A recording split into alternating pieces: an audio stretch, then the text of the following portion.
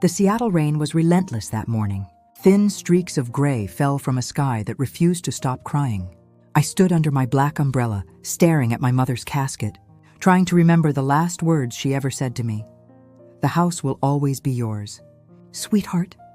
Her voice echoed through my mind, gentle, certain, like a vow carved into stone. But now she was gone, and beside me stood my sister Hannah, perfectly composed in her designer coat, pretending to wipe away tears that weren't there. Her husband Ethan hovered behind her, his expression unreadable. The priest's words blurred into the rain. I caught snippets: beloved mother, kind heart, rest eternal. None of it felt real. When the ceremony ended, people filed past us, offering condolences. I smiled politely, numb inside. Then Hannah turned to me.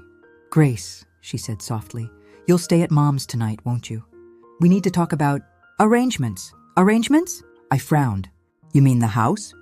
She smiled, the kind of smile that never reached her eyes. "Exactly." Later that afternoon, we gathered in Mother's old study with the family lawyer, Mr. Carlyle. The rain beat against the windows while he unfolded the will with shaking hands. "Your mother made her final revision 6 months ago," he began. Hannah leaned forward eagerly. My heart pounded. I already knew what it would say. Mom had promised, "And the residence at 812 Willow Creek shall be bequeathed to—" He hesitated. "Hannah Bennett." The room tilted. I blinked, convinced I'd heard wrong. "What?" I whispered. Hannah exhaled as though relieved. "Well, that settles it." "No," I said sharply. "That's impossible. She told me—" Mr. Carlyle raised a hand.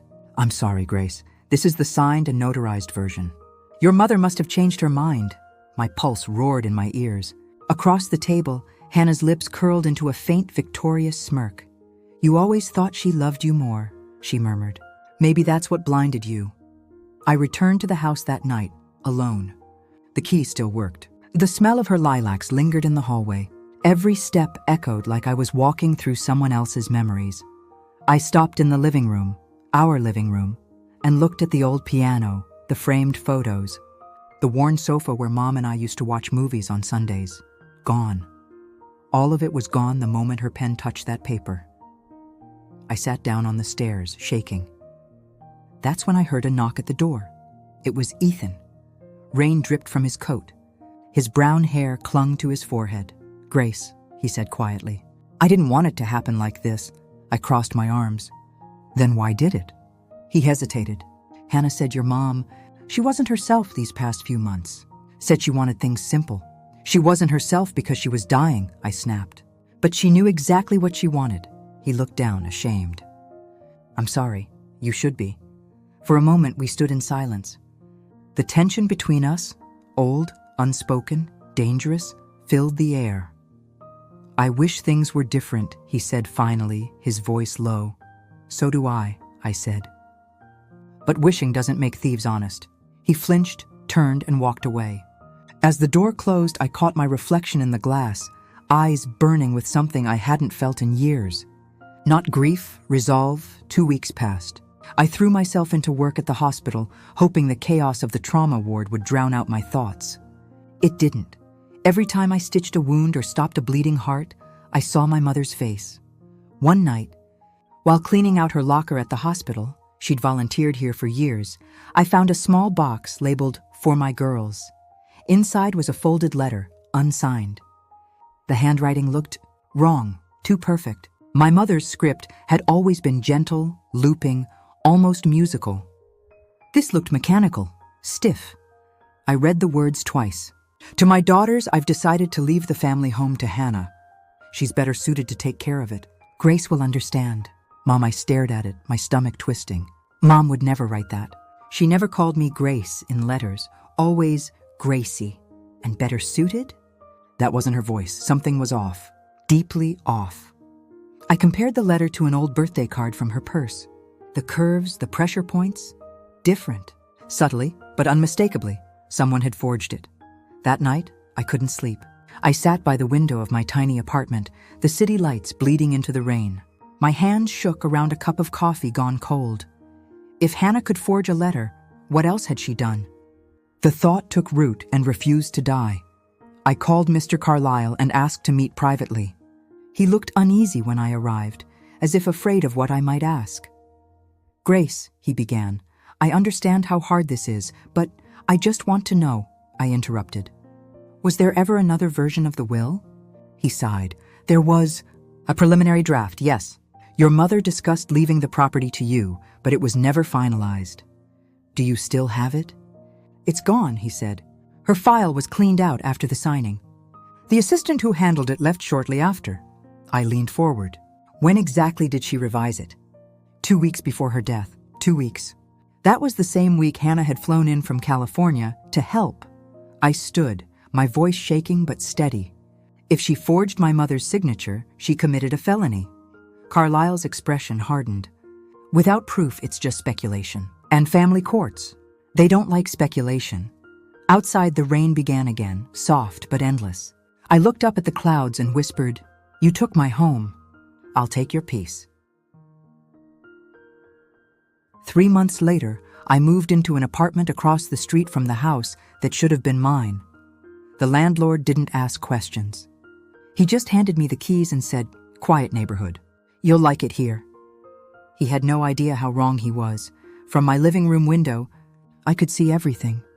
The white porch, the maple tree out front, the faint golden glow from the kitchen where my sister cooked dinner for her perfect family. At night, I'd watch them through the curtains. Hannah laughing with Ethan, their daughter Ellie running barefoot through the yard. It was domestic bliss, my mother's dream, stolen and repainted. I started keeping notes. Who visited? What time the lights went off? How often Ethan left for late meetings?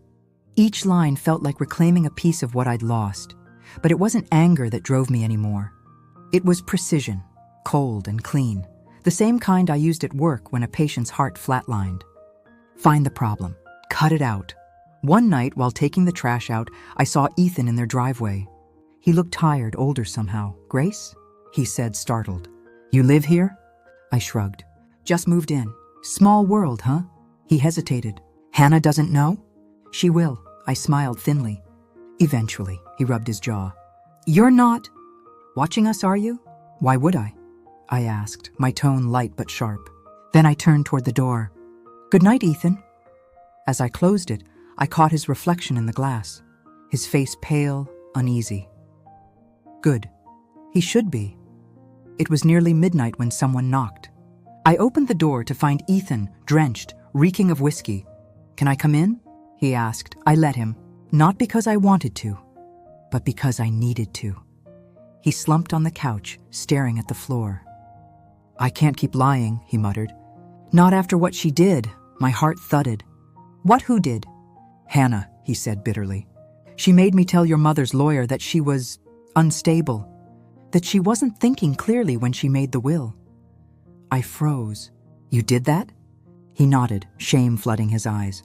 "She said it was just a precaution, that your mom wanted her to handle things. I didn't know she was gonna—" He stopped himself, looked up. "God, Grace, I'm sorry." I sat beside him, voice soft. "Sorry doesn't fix the truth." "I know," he whispered. When he finally passed out, I slipped his phone from his pocket, unlocked, sloppy. I found messages from Hannah, screenshots of the lawyer's drafts, instructions, threats disguised as affection. She controlled him completely, and he let her. I placed the phone gently on the table and whispered, "You lied once for her, Ethan. Maybe this time you'll lie for me."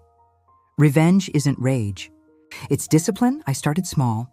Anonymous emails to Hannah's investors, copies of fake tax discrepancies, tiny enough to raise questions. A call to her daughter's private school about a concerning social media post. A leaked photo of her at a party she swore she never attended. Each move was quiet, invisible. Like smoke seeping under a door. Soon, whispers followed her everywhere. Hannah's company board called emergency meetings. Friends stopped answering her texts. Her picture-perfect life began to fracture. I watched it all unfold from my window, calm and steady. In another life, I'd have been horrified at what I'd become. But now it just felt right. One afternoon, Ethan showed up again. He looked worse than before, hollow-eyed, desperate. "She's falling apart," he said. "I think she knows someone's behind it." Then she should be more careful, I said. He grabbed my wrist. Grace, stop this. Whatever you're doing, I yanked free. You helped destroy my family. You don't get to tell me when to stop. He hesitated, then whispered, You sound just like her. The words hit harder than I expected, but I didn't let it show. Then maybe you should ask yourself, I said quietly, why that scares you. That night, I wrote a single line in my notebook. Every lie has a heartbeat. You just have to stop it. It happened on a Thursday night. I was watching from my window as usual when I saw a sudden flash. Orange, alive. Within seconds, flames erupted from the side of the house. I ran outside barefoot, screaming Hannah's name. Smoke poured into the sky. Neighbors gathered, shouting, calling 911. Ellie's still inside. Someone yelled. Without thinking, I ran through the open door, heat slamming against my face. The world turned white and red. I found Ellie crying under the kitchen table, coughing. Hold on, sweetheart, I said, pulling her close. We stumbled out as the roof collapsed behind us. The sirens came. The cameras. The chaos. Everyone called me a hero. Hannah wasn't so lucky. She inhaled too much smoke and ended up in the hospital, unconscious for 2 days. When she woke, her voice was raw, her face pale. You did this, she hissed when I visited. You burned my house. You want to ruin me? I tilted my head. If I wanted to ruin you, Hannah, you wouldn't be breathing. Her eyes widened, tears mixing with fury. You're insane. Maybe, I said softly. But I'm free. I turned to leave. But she shouted after me. You'll regret this, Grace. I swear. I closed the door before she could finish. That night, as I washed soot from my skin, I stared into the mirror. The reflection looking back wasn't the nurse who once fixed people. It was someone who knew exactly how to break them. I didn't light the match. I just watched what burned. The fire brought more than smoke. It brought questions. Detective Alvarez came to see me a few days later at the hospital. He was calm, polite, the kind of calm that hides suspicion. He thanked me for saving Ellie, then leaned forward. Your sister mentioned some tension between you two, he said carefully. Tension? I smiled faintly. We're sisters, Detective. That's our native language. He chuckled, but his eyes didn't. The fire chief found traces of accelerant, gasoline, not typical for an accidental kitchen fire. I froze. Are you saying someone did this on purpose? We're still investigating, he said. But there's something else. When reviewing your mother's autopsy report, we noticed sedatives in her bloodstream, higher than expected for her prescription. I blinked. What does that have to do with just routine cross-referencing, he said, standing up. We like to be thorough when there's family conflict. Family conflict. 2 words that carried a lifetime. After he left, I sat in silence. Sedatives, prescription, Hannah.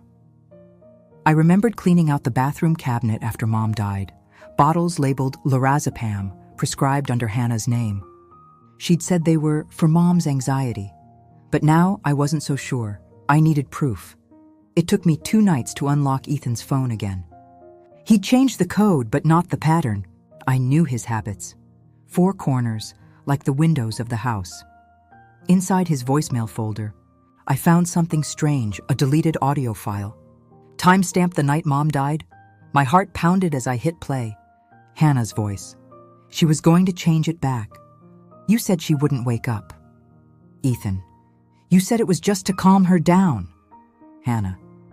I didn't mean to. Ethan. Then why did you hide the pills? Static. Hannah. You promised you'd help me. Ethan. You promised she'd be okay. Silence. I sat frozen. There it was, the truth. They didn't just steal the house. They killed her. The next morning, I drove to the coast, to the old cabin where Mom used to take us when we were kids. I listened to the recording again, over and over, until the words etched themselves into my mind. By the time the sun set, I knew what I had to do. I called Hannah that night. I need to see you, I said. No more games, she hesitated, then agreed. Maybe guilt made her curious. Maybe she just wanted to gloat one last time. Either way, she came. The air in my apartment was thick with tension. I poured 2 glasses of wine, gestured for her to sit. For a moment, it almost felt normal. 2 sisters sharing a drink. Then I said softly, "Do you ever think about that night?" Her hand froze around the glass. "What night?" "The night Mom died." Her eyes narrowed. "Grace, if this is another accusation." I pressed play on my phone. The recording filled the room. Her voice, Ethan's panic, the silence that followed. Hannah went pale. Her glass shattered on the floor. "Where did you get that?" she whispered. "It doesn't matter. What matters is what you did. It was an accident," she cried. "She was going to change everything. She wanted to give you everything." "I couldn't let her." I stood up. "So you drugged her? Stole her home? Lied to everyone?" She backed away. "I didn't mean for it to go that far." "But it did," I said. "And now everyone will know." She lunged for the phone. We struggled, wine splashing, glass crunching under our feet. Her nails dug into my wrist. I shoved her back. She slipped on the spilled wine, hitting the table edge with a dull crack. Silence, only the rain outside, steady and merciless. Police lights painted the night red and blue. Neighbors watched from their porches as paramedics carried Hannah out on a stretcher. Alive, barely. Ethan arrived minutes later, wild-eyed and trembling. He confessed everything, every lie, every forged document, every pill. Detective Alvarez listened, stone-faced, while I stood in the corner, silent. When they asked about the recording, I told them it was lost in the struggle. They searched. They never found it. Days passed. Hannah slipped into a coma. Ethan took a plea deal.